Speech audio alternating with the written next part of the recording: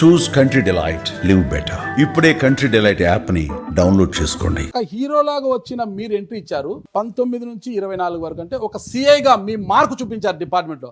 మరి 5 ఏళ్ల పాటు ఒక ఎంపీగా మీరు చూపించిన మార్క్ ఏంటంటే ఏం చెప్తారు?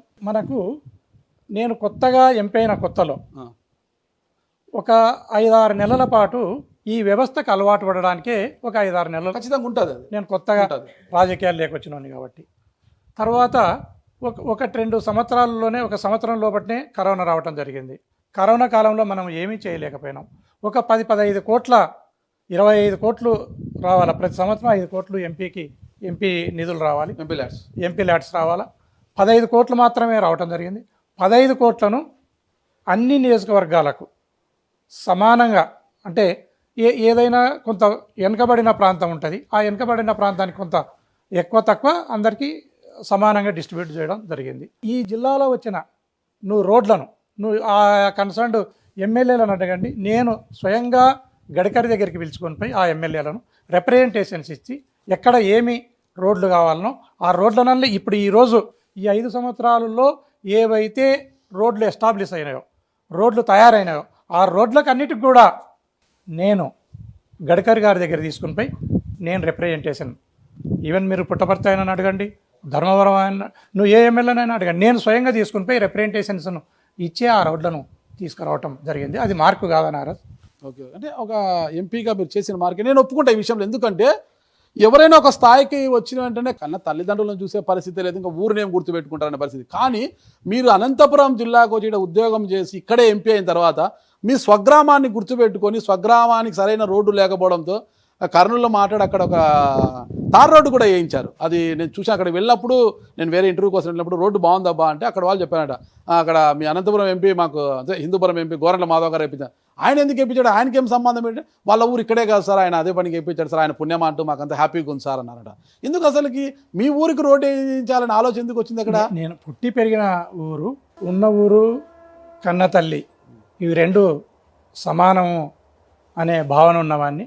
ఖచ్చితంగా నేను పుట్టిన గ్రామానికి ఏదో ఒకటి చేయాలన్న ఉద్దేశంతో నేను ఆ కన్సర్న్డ్ ఆఫీసర్స్ను అడగడం కానీ, లేదా ఆ కన్సర్న్డ్ ఎంపీలను అడిగి ఆ రోడ్డును వేయించడం జరిగింది. అయితే 2024 వచ్చేసరికి మిమ్మల్ని కాదని బళ్ళారికి చెందిన, అసలు ఈ నియోజకవర్గానికి కావచ్చు ఈ జిల్లాకే పరిచయం లేని బళ్ళారి మాజీ మంత్రి శ్రీరాములు చెల్లెల్ని అక్కనో చెల్లెలు ఆమెను తీసుకొచ్చి ఇక్కడ అకామిడేట్ చేశారు. కారణం ఏంటి? అసలు మీకు టికెట్ ఇవ్వకపోవడానికి బలమైన కారణం ఏంటి?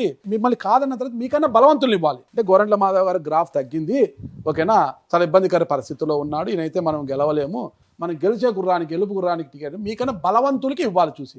అసలు జిల్లాకే పరిచయం లేదు. ఒకవేళ ఆమె అంటే నాది గుంతకల్లు అత్తగారిల్లు కాబట్టి నాకు జిల్లాతో పరిచయం ఉందంట, ఇస్తే అనంతపురం ఇవ్వాలి, హిందూపురం ఇవ్వడము అనేది ఏంటి? అసలు మీకు టికెట్ కాదని ఆమెకు ఎందుకు ఇచ్చారంటారు?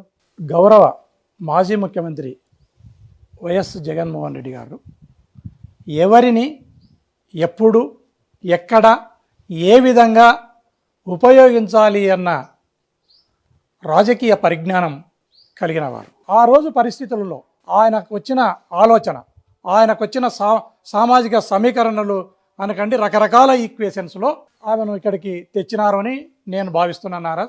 అప్పుడు ఉండే పరిస్థితుల్లో 2024లో సామాజిక సమీకరణలో భాగంగానే శాంతమ్మను జగన్మోహన్ రెడ్డి గారు ఇక్కడికి తెచ్చినారు అనే ఉద్దేశం నాది. ఖచ్చితంగా ఆ రోజు ఉన్న పరిస్థితుల్లో ఆమెను తేవటం అనేది అధినాయకుడు నిర్ణయం చేయడం జరిగింది.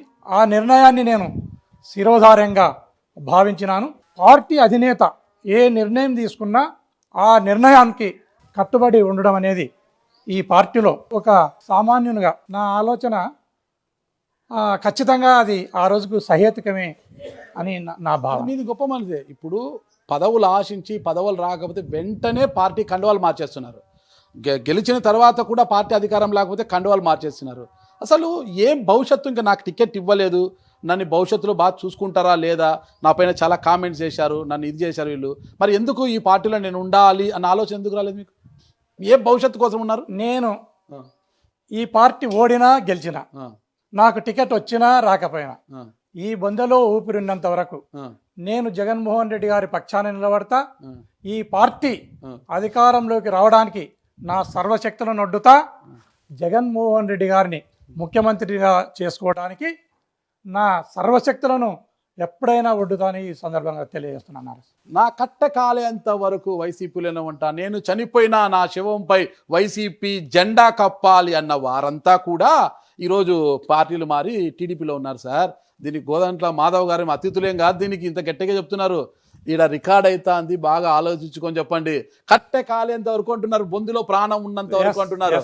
ఇది మళ్ళీ రికార్డ్ అవుతుంది, మళ్ళీ నేనే దీన్ని బయటికి తీయాలి. మీరు ఎప్పుడైనా రేపు పొద్దున మళ్ళీ వేరే కండవ మారిస్తే దీన్ని మళ్ళీ నేనే బయటికి తీయాల్సి వస్తుంది. ఆలోచించుకోండి, రికార్డ్ అయ్యే ముందు కెమెరా ముందు ఆలోచించుకోని మాట్లాడి రాజకీయాల్లో ఉన్నారు మీరు. నువ్వు ఇప్పుడు పోయిన వాళ్ళని చెప్పినావు, ఇది వైఎస్ఆర్ కాంగ్రెస్ పార్టీ అనేది సావులేని ఒక జీవనది లాంటిది. మా అధినాయకుడు ఎండకు ఎండని, వానకు తడుసని, చలికి వనకని, లేదా ఏదైనా తుఫాన్ వస్తే కూడా కొట్టుకుని పోని నికార్సైన కొండారెడ్డి బుర్జులాగా నిటారుగా నిలవన్న వ్యక్తి జగన్మోహన్ రెడ్డి గారు. అనేక మంది లీడర్లు రావచ్చు పోవచ్చు.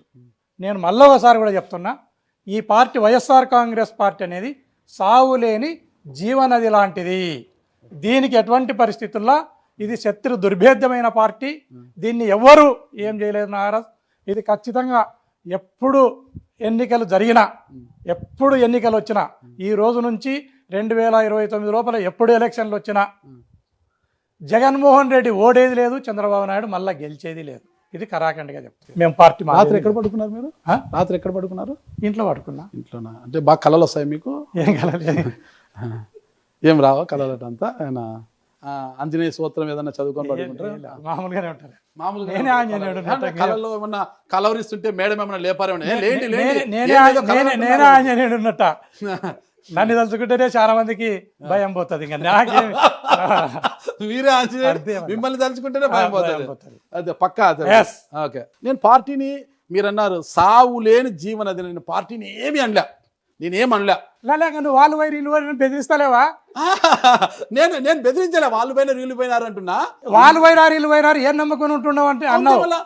గోరంట్ల మాధవ్ గారికి 2024లో టికెట్ రాలేదు, మళ్ళా కూడా 2029కి కూడా గోరంట్ల మాధవ్ గారికి తూచ్ నువ్వు లేదు, నీకు టికెట్ లేదు, నువ్వు అలా పక్కనుండు పెడితే పార్టీ ఓడినా గెలిచినా గోరంట్ల మాధవ్ టికెట్ వచ్చినా రాకపోయినా గోరంట్ల మాధవ్ బొందెలో ఊపిరినంత వరకు ఈ పార్టీలోనే ఉంటాడు. ఈ పార్టీ శ్రేయస్సు కోసం 6 నిమిషాలు కష్టపడతాడని డబల్ రికార్డ్ చేయండి అమ్మా. ఇది పనికి వస్తుంది మనకు. డబల్ రికార్డ్ చేయండి. ఇట్లా రాజకీయ నాయకులు చాలా చూసాం మనము. బాగా రికార్డ్ చేయండి అమ్మా, ఇది మళ్ళీ బయట దిద్దాం దీన్ని. ఓకేనా? ఓకే. సుమన్ టీవీలో మీ పర్సనల్ అండ్ బిజినెస్ ప్రమోషన్స్ కోసం కింది నెంబర్కి కాంటాక్ట్ చేయండి.